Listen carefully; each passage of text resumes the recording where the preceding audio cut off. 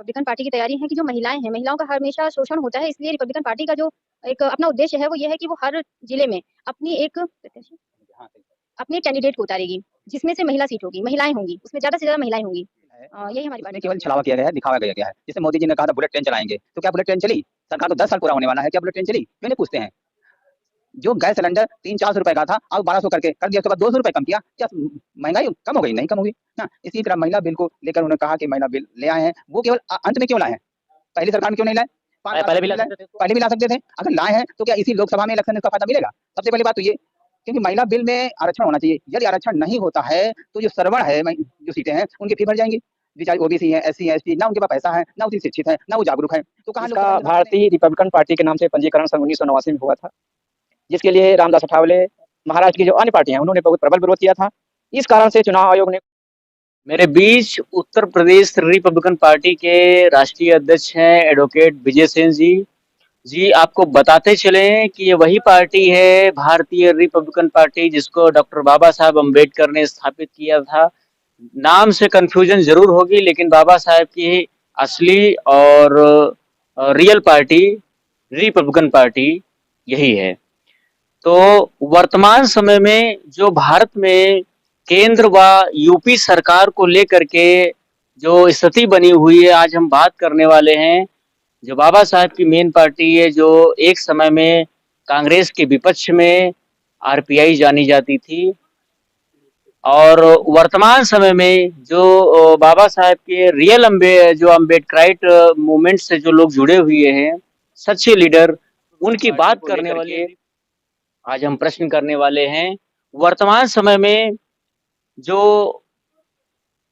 स्थिति बनी हुई है भारत के बहुजनों के साथ में, दलितों के साथ में, महिलाओं के साथ में, शिक्षा को लेकर के, सबसे पहले स्वागत है आपका। आप सभी लोगों को उत्तर प्रदेश रिपब्लिकन पार्टी की ओर से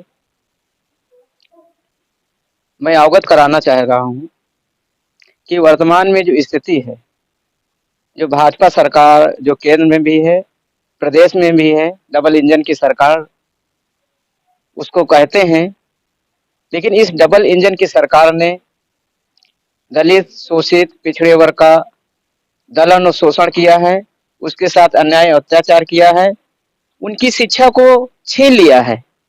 शिक्षा इतनी ज्यादा महंगी कर दी गई है कि गरीब वर्ग के जो लोग हैं, जिनकी आय कम है, वो अपने बच्चों को बड़े पदों पर नहीं भेज सकते हैं, बड़ी यूनिवर्सिटी में जो है उनका दाखिला नहीं करा सकते हैं, उच्च शिक्षा ग्रहण नहीं करा सकते हैं। ये जो है भाजपा की चाल है कि दलित, पिछड़ा, अल्पसंख्यक, आदिवासी वर्ग शिक्षा के माध्यम से अपना विकास न कर पाए। दूसरी ओर भाजपा सरकार जो है दावा करती है कि मैंने समाज का विकास किया है, किसानों का विकास किया है, मजदूरों का विकास किया है। जहां किसानों की बात आती है, वहां पर भाजपा सरकार एक तरफ तो कहती है कि मैंने किसानों की आय दोगुनी कर दी है, दूसरी तरफ किसानों का दोहन कर रही है। यूरिया, डीएपी और जो भी रासायनिक खादें हैं, उनके दाम उन्होंने बढ़ा दिए हैं, और जो बोरी में जो 50 किलो यूरिया आती थी, उसका वजन 5 किलो कम कर दिया है, और जनता को ये बेवकूफ बनाने का काम कर रही है कि हम जो है सदा किसानों के साथ में हैं। पहली बात तो यह है, भाजपा सरकार न किसानों की हितैषी है, न मजदूरों की हितैषी है, न छात्रों की हितैषी है, किसी प्रकार से वो हित नहीं कर रही। महंगाई इतनी ज्यादा बढ़ गई है कि आम इंसान का जीवन जीना दूभर हो गया है। छात्रों को जो है पढ़ाई करनी मुश्किल हो रही है, उनके परिवार के पास इतना धन नहीं है कि अपने बच्चों को पढ़ा सकें, और आय के जो स्रोत है वो इतने कम हैं कि लोगों में आपस में मारामारी पड़ी हुई है, रोजगार के साधन बहुत कम है। तो रिपब्लिकन पार्टी की अगर सरकार आती है, टीएम पार्टी 2024 में ज्यादा से ज्यादा सीटों पर लोकसभा के चुनाव लड़ाएगी और जनता के हित के लिए काम करेगी, बेरोजगारी को दूर करेगी, महंगाई को कम करेगी और सबके विकास के लिए काम करेगी। क्या रिपब्लिकन पार्टी इंडिया के साथ में जा सकती है? जो वर्तमान में इंडिया के नाम से जो विपक्ष में कई गुट एक हुए हैं, क्या उसके साथ में जा सकती है? नहीं, रिपब्लिकन पार्टी जो है, यदि इंडिया गठबंधन बाबा साहब की विचारधारा पर चलेगा तो जा सकती है। वैसे तो इंडिया गठबंधन और एनडीए गठबंधन दोनों बाबा साहब की विचारधारा से बहुत दूर दूर हैं। अभी जो महिला आरक्षण विधेयक जो पास हुआ है, उसमें सभी पार्टियों ने पूर्ण रूप से समर्थन किया है। यदि सपा, बसपा, भाजपा, कांग्रेस जो बड़ी बड़ी पार्टियां हैं, रिजर्वेशन के अंतर्गत रिजर्वेशन होना चाहिए था, एससी का अलग होना चाहिए था, एसटी का अलग होना चाहिए था, ओबीसी का अलग होना चाहिए था, अल्पसंख्यक वर्ग का अलग होना चाहिए था और सामान्य वर्ग का अलग होना चाहिए था। ये व्यवस्था उसमें नहीं है। इससे ये होगा कि सामान्य वर्ग की जो महिलाएं हैं वही लोकसभा और विधानसभा में जीत के चली जाएंगी, ओबीसी वर्ग की महिलाएं इससे वंचित हो जाएंगी, अल्पसंख्यक वर्ग की महिलाएं इससे वंचित हो जाएंगी। ये जो है भाजपा सरकार एक छलावा कर रही है। इसलिए रिपब्लिकन पार्टी बाबा साहब की विचारधारा पे चलकर 2024 में अकेले दम पर जो है चुनाव लड़वाएगी। माना जाता है कि एक और जो है रिपब्लिकन पार्टी के कई गुट हैं, तो इसको लेकर के समाज में भ्रांतियां फैली हुई हैं। मैं चाहूंगा कि इस पर जो है अपनी बात रखें ताकि आम जनमानस के बीच में सरल तरीके से आपकी ये जो रिपब्लिकन पार्टी जो बाबा साहब के द्वारा स्थापित है, ये सरल तरीके से लोगों के बीच में जा सके। सर्वप्रथम मैं ये कहना चाहूंगा कि जो उत्तर प्रदेश रिपब्लिकन पार्टी है, इसका भारतीय रिपब्लिकन पार्टी के नाम से पंजीकरण सन 1989 में हुआ था, जिसके लिए रामदास अठावले, महाराष्ट्र की जो अन्य पार्टियां हैं, उन्होंने बहुत प्रबल विरोध किया था।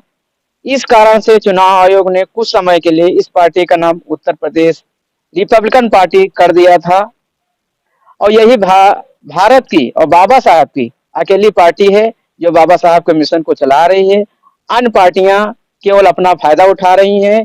जैसे रामदास अठावले जी जो हैं भाजपा के गठबंधन के साथ जुड़े हुए हैं, उनका बाबा साहब के मिशन से कोई लेना देना नहीं है, केवल स्वार्थ हित में ही वो काम कर रहे हैं। और जितनी अन्य भी पार्टियां हैं उत्तर प्रदेश रिपब्लिकन पार्टी के अलावा, वो केवल गठजोड़ में लगी हुई हैं, केवल अपना हित साध रही हैं। रामदास अठावले आपकी पार्टी में है कि वो आप उनकी पार्टी में? नहीं, रामदास अठावले का अपना गुट है, ये बाबा साहब की मूल पार्टी है और रामदास अठावले का इस पार्टी से किसी प्रकार से कोई कनेक्शन नहीं है उनका। वो अपने हित के लिए काम कर रहे हैं, वो समाज के लिए काम ही नहीं कर रहे हैं। जैसा एनडीए कहती है, जैसे भाजपा कहती है, उसी के सारे पर नाचते हैं। उनका समाज से कोई लेना देना नहीं, ना समाज के विकास से लेना देना है। जी बिल्कुल। मेरा अंतिम सवाल है, लोकसभा 24 को लेकर के जनता के बीच में आप किस प्रकार से जा रहे हैं? मैं लोकसभा 2024 में जनता के विकास के हित में, सभी वर्गों के विकास में हित में कि इस बात को ध्यान में रखते हुए ज्यादा से ज्यादा जो है पार्टी गठबंधन से जुड़े और लोकसभा 2024 में पार्टी कैंडिडेटों को अपना समर्थन दें, अपना वोट दें, जिससे आपकी बात संसद में पहुंचाई जा सके। बीच में थे रिपब्लिकन पार्टी के राष्ट्रीय अध्यक्ष एडवोकेट विजय सेन जी, जिन्होंने लोकसभा 24 को लेकर के द बुद्धिस्ट टाइम्स टीवी के साथ में खास बातचीत जो की भी है। मिला उसमें कोई फायदा नहीं है, क्योंकि महिलाओं का शोषण तो हमेशा से होता रहा है। सिर्फ नाम के लिए महिलाओं को ये दिया जा रहा है, ये आरक्षण दिया जा रहा है, या लेकिन शोषण के नाम पे तो महिलाओं का ही सबसे पहले शोषण होता है।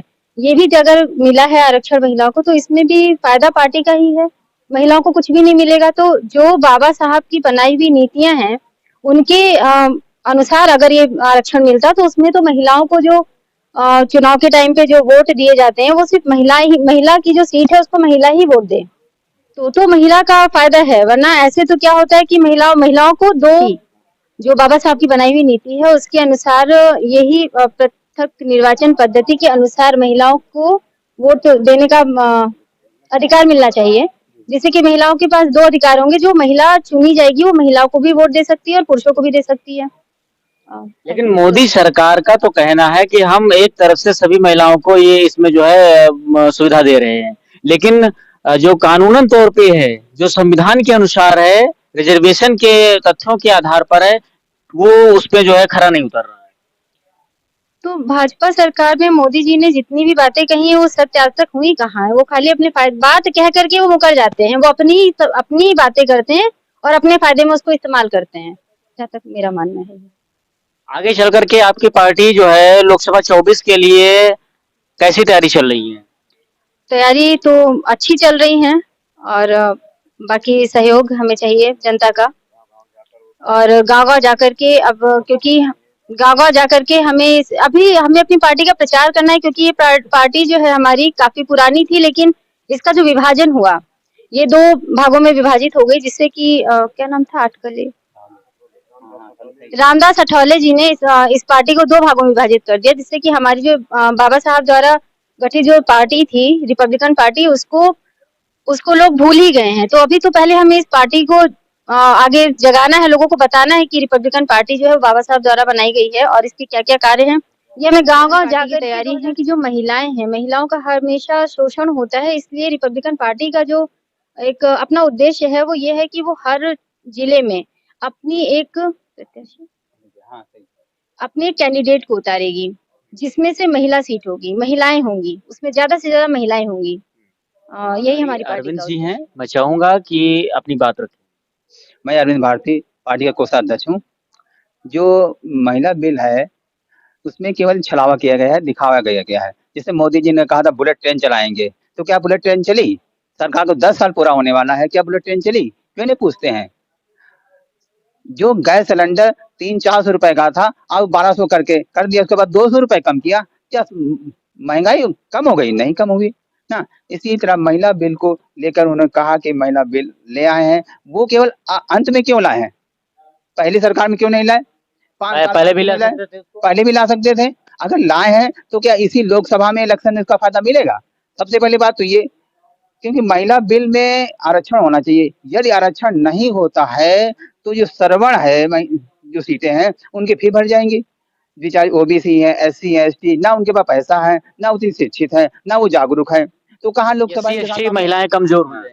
एससी एसटी कमजोर महिला है पहले से ही है, ना उनको कमजोर किया, ना उनको स्ट्रांग किया गया है। केवल एक महिला को आगे कर दिया जाता है कि दिखावा के लिए ये जो महिला कमजोर है। एक महिला का प्रोत्साहन करके या उनको धन देके या उनको आर्थिक सहायता देके सारी महिलाओं का विकास नहीं हो सकता है। इससे तो शिक्षा का ही होगा, शिक्षा से होगा। और दूसरी बात ये जो महिला बिल लाए हैं तो उसके आरक्षण ओबीसी एसटी का आरक्षण होना चाहिए। बस मेरा यही कहना है। क्या लगता है कि 24 में भाजपा को जो है इन्हीं सारी जो है मुद्दों को लेकर के भाजपा अपनी हार का सामना कर सकती है? बिल्कुल हार का सामना कर सकती है क्योंकि जनता समझ चुकी है कि भाजपा केवल दिखावा करती है, जमीन पे कुछ नहीं है। आप जमीन पे जाइए, देखिए, गाँव जाइए, शहरों में निकल जाइए, घर-घर देखिए। ये महिला भाजपा सरकार लास्ट में लाई है महिलाओं का बिल सिर्फ दिखावा के लिए, इससे उनको कोई फायदा नहीं मिलेगा। आज के लिए बस इतना ही। देखते रहिए द बुद्धिस्ट टाइम्स टीवी। जी हाँ, द बुद्धिस्ट टाइम्स टीवी की एक खास अपील है, जो गोदी मीडिया नहीं दिखाता है वो द बुद्धिस्ट टाइम्स टीवी आपको सबसे पहले दिखाता है। इसलिए द बुद्धिस्ट टाइम्स टीवी की आपकी अपील है आपसे कि आप उसे सपोर्ट करिए आर्थिक तौर पे और उसे अधिक से अधिक लोगों तक पहुंचाइए। लाइक करें, शेयर करें, सब्सक्राइब करें। देखते रहिए द बुद्धिस्ट टाइम्स टीवी। धन्यवाद।